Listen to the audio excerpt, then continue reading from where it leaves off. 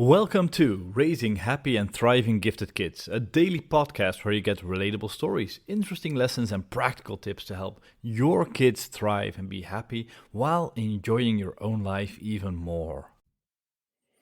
When I was in high school, I had a friend, and both his parents were child psychologists. And my friend was a pretty smart guy, and because his mom had her practice in their house, he would actually go to her room and then read all the books on psychology because he was interested himself as well. He turned out becoming a promoting professor, I think a tenured professor in psychology at some point.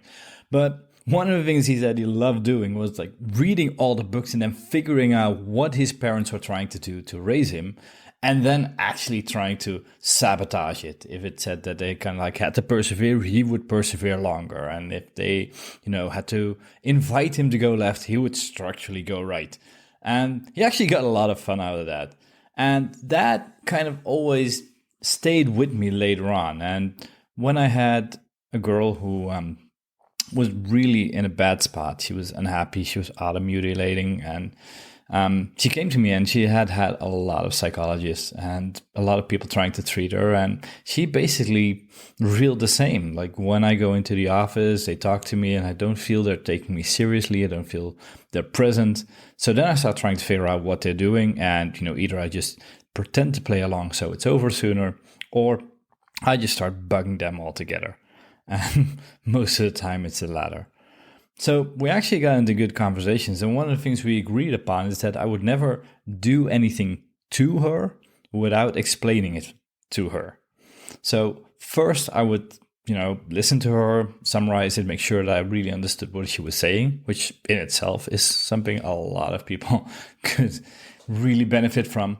But then the next step was to sit down with her and explain a number of psychological theories and the proposed solutions according to psychology or therapists or personal development gurus or whatever, and just really sit down with her until she agreed like that. That sounds like a good course of action.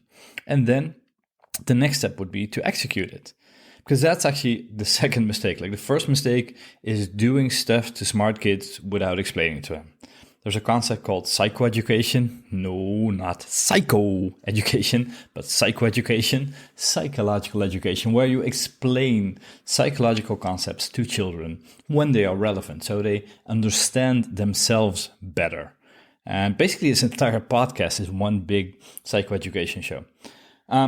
So the second thing is that when people come to the conclusion that it's a good idea to share psychological theories with kids so they understand themselves, which, wow, what a concept, but is the assumption that if a smart kid understands it, he will do it. And there is a big disconnect. There's a big disconnect because often their mind will be capable of understanding something, but they cannot apply it to themselves. Well, I mean, in a very minimal sense, like trying to massage yourself is not the same as getting a massage therapist simply because he can do things that you cannot do. He can reach spots that you cannot reach. But even like in the places where you could theoretically reach yourself perfectly, it still doesn't work for gifted kids because they've got like blind spots. And one of the biggest blind spots is the assumption that they can think their way out of everything.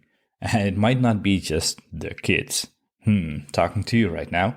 A lot of smart people actually suffer from this idea that you can think your way out of any problem.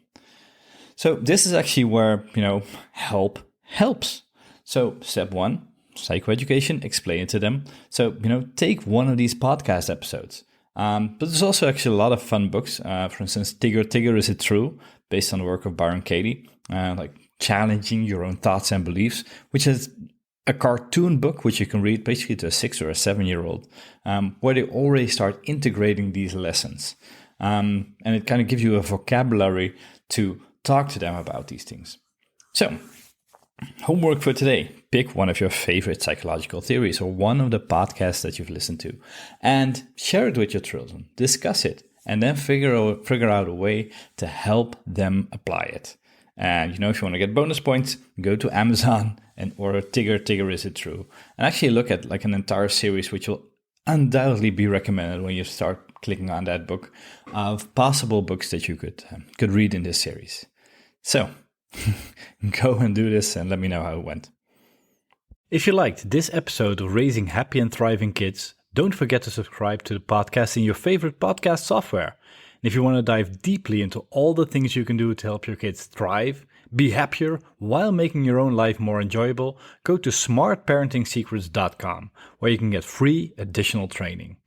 Hope you enjoyed this episode, and as always, bring out the best in yourself and each other.